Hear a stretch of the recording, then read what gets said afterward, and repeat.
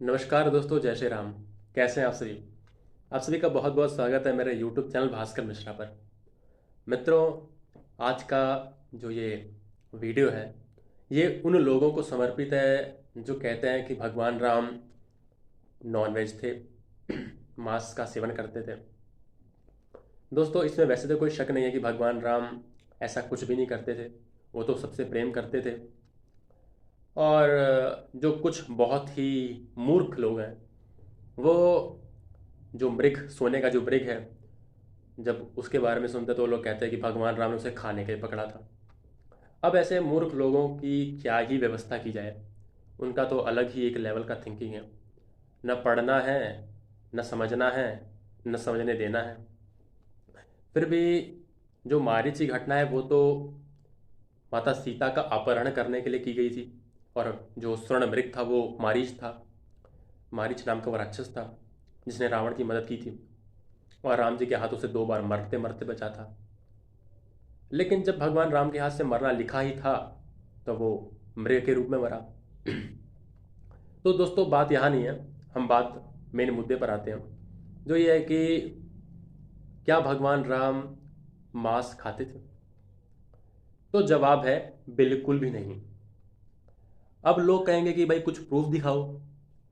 वैसे तो जिन लोगों ने बात कही है कि राम जी मांस खाते थे, उन लोगों को खुद ये प्रूफ दिखाना चाहिए। लेकिन कोई बात नहीं, हम दिखा देते हैं। हम किस लिए हैं? हम दिखा देते हैं।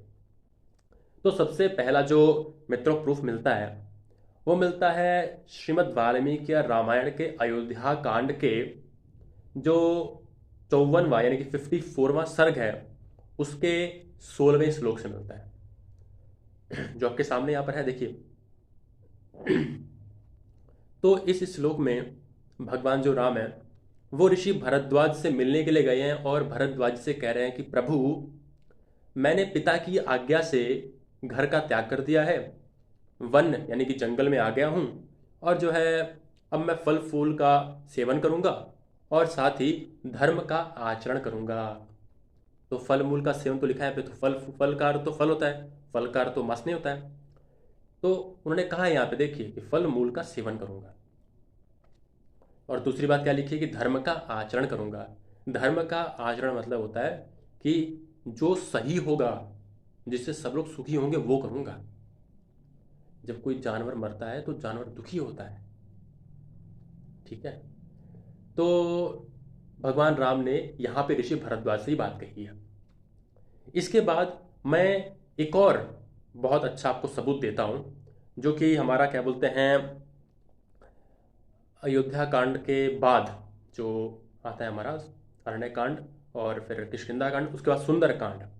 तो सुंदर कांड में श्रीमद् वाल्मीकि रामायण के सुंदर कांड के जो 41वां जो श्लोक है, 36वें सर्ग का 41वां श्लोक आपके सामने यहाँ पर है भी।